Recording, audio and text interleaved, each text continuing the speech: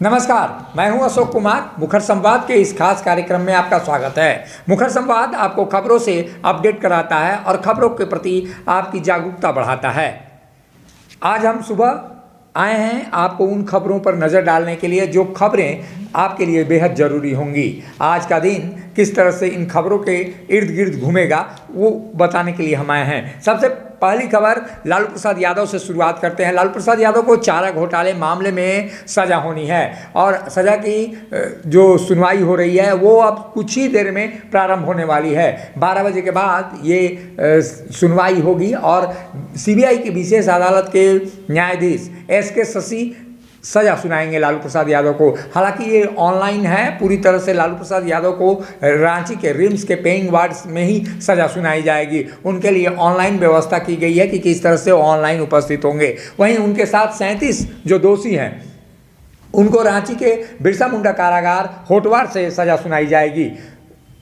CBI की अदालत से ऑनलाइन व्यवस्था की गई है कि इन 37 आरोपियों को जो दोषी करार दिए गए हैं, अब इन दोषियों को क्या सज़ा सुनाई जाती है, इसके लिए सभी की निगाहें अब चारा घोटाले की निगरानी के लिए सीबीआई कोर्ट पर लगी हुई है। सीबीआई कोर्ट के फैसले के बाद आखिर क्या कुछ प्रतिक्रिया आती है, इस पर हमारी नज़र बनी रहेगी। हालांकि राजद के नेताओं ने ये आशा जताई है कि न्यायालय उनके स्वास्थ्य को देखते हुए, लालू प्रसाद यादव के स्वास्थ्य को देखते हुए कम से कम सज़ा मुकर्रर करेगी। ऐसे में लालू प्रसाद यादव को 5 से 7 साल की सज़ा हो सकती है और ये कहा जा रहा है कि अगर 5 से 7 साल की सज़ा होती है तो लालू प्रसाद यादव जल्द ही जेल के बाहर आएंगे और सक्रिय हो सकते हैं राजनीति में, क्योंकि फिलहाल वो जमानत पर हैं और आने वाले दिनों में क्या कोर्ट सख्ती दिखाता है ये आज के फैसले पर निर्भर करेगा कि सज़ा क्या आखिर सीबीआई देती है।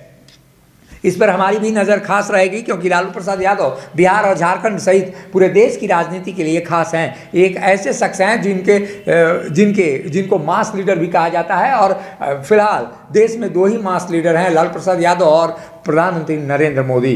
तो ऐसे में ये इस खबर पर हमारी नज़र बनी रहेगी। दूसरी बड़ी खबर है कांग्रेस के चिंतन शिविर को देखते हुए। कांग्रेस का चिंतन शिविर जो गिरिडीह के पारसनाथ में प्रारंभ हो चुका है और आज दूसरा दिन है। यूँ दूसरा दिन में क्या कुछ चर्चा होती है। हालांकि कांग्रेस के मंत्रियों की परेशानी बढ़ती हुई नजर आ रही है, क्योंकि कांग्रेस के नेताओं ने कांग्रेस के जो प्रभारी हैं अविनाश पांडे, उनसे शिकायत की है कि मंत्री उनका काम नहीं करते, उनका फ़ोन नहीं उठाते। तमाम तरह की बातें हैं। बोर्ड निगमों पर भी कांग्रेस के नेताओं की निगाहें बनी हुई हैं। बोर्ड निगम में उनकी दखलंदाजी होनी चाहिए। और अविनाश पांडे ने भी ये कहा है कि किस तरह से सरकार में अपनी हिस्सेदारी ली जाए, ये कांग्रेस के मंत्रियों को सोचना होगा। मुख्यमंत्री हेमंत सोरेन से भी बातचीत होगी। यानी कांग्रेस का ये चिंतन शिविर मुख्यमंत्री हेमंत सोरेन के लिए भी चिंता का विषय है और उनकी भी आने वाले दिनों में चिंता ये बढ़ा सकती है कांग्रेस का चिंतन शिविर। हालांकि राज्यसभा चुनाव पर भी यहाँ पर चर्चा होगी और राज्यसभा चुनाव को ले देखते हुए जिस तरह की बातें आ रही हैं कि कांग्रेस को 1 सीट मिलना तय है और राज्यसभा का चुनाव अप्रैल महीने में होगा और ऐसी स्थिति में कांग्रेस ये मान के चल रही है कि उसके कोटे में ये सीट आएगा महागठबंधन के तहत। पिछली बार शिबू सोरेन जो झारखंड मुक्ति मोर्चा के अध्यक्ष हैं वो चुन कर गए थे राज्यसभा।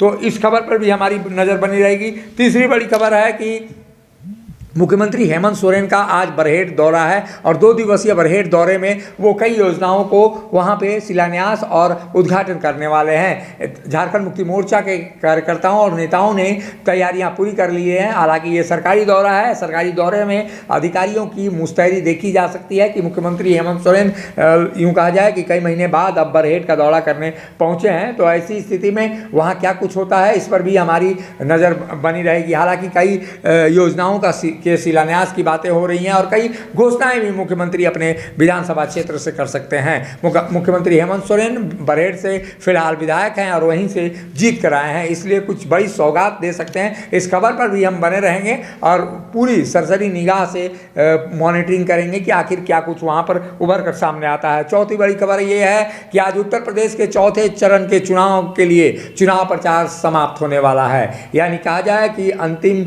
समय है और चौथे चरण में जो सीटें होंगी उन सीटों पर ज़्यादा नज़र रहेगी। और अखिलेश यादव का रोड शो भी है आज लखनऊ में। वहीं कल लखनऊ में योगी आदित्यनाथ ने भी रोड शो किया था। हालांकि साइकिल को लेकर विवाद चल रहा है। प्रधानमंत्री नरेंद्र मोदी के जिस तरह से बयान आए हैं कि साइकिल पर ही आतंकियों ने हमले किए थे और साइकिल को रख के ही उन्होंने विस्फोट किया था, गुजरात में। तो एक तरह से कहा जाए साइकिल पर सीधा निशाना है। वहीं जो अखिलेश यादव हैं उन्होंने भी पूरी तरह से जवाब दिया है कि अगर वो आतंकी हैं तो उनको आतंक पसंद है, यानी कहा जाए कि वो भी आतंकी हैं, विकास करने वाले आतंकी हैं। यानी ये कहा जाए कि आतंकी को लेकर जिस तरह से अरविंद केजरीवाल और अखिलेश यादव को घेर रहे हैं पीएम मोदी, उसके बाद से माहौल गर्म होता हुआ नजर आ रहा है। ये भी आज की बड़ी खबर होगी। वहीं झारखंड अब आते हैं। झारखंड में भाषा विवाद और रुपेश पांडे का भाई मामला गर्मा सकता है। रुपेश पांडे को लेकर फिलहाल जयंत सिन्हा थोड़ी देर बाद प्रेस कॉन्फ्रेंस करने वाले हैं और प्रेस कॉन्फ्रेंस में क्या कुछ खुलासा करते हैं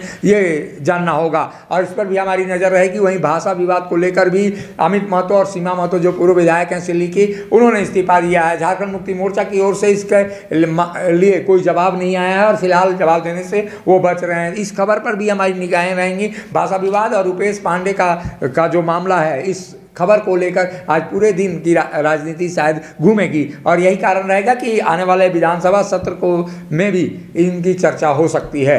अभी के लिए बस इतना ही। इन खबरों पर हम रखेंगे निगाह। नमस्कार। उस्ताद, आफत में पड़ी है जान। उस्ताद, उसके हाथ में तलवार है।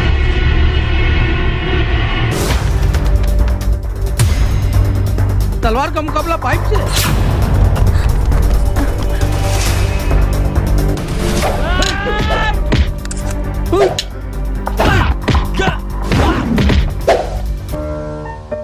अरे वाह, आप तो हीरो हो। हीरो मैं नहीं, ग्लाइको पाइप है। अरे बॉस का कॉल। हेलो, आज का हेडलाइन क्या है? आज का हेडलाइन तो ग्लाइको पाइप है सर। ग्लाइको पाइप हम चुकाते हैं एक एक बूंद की कीमत।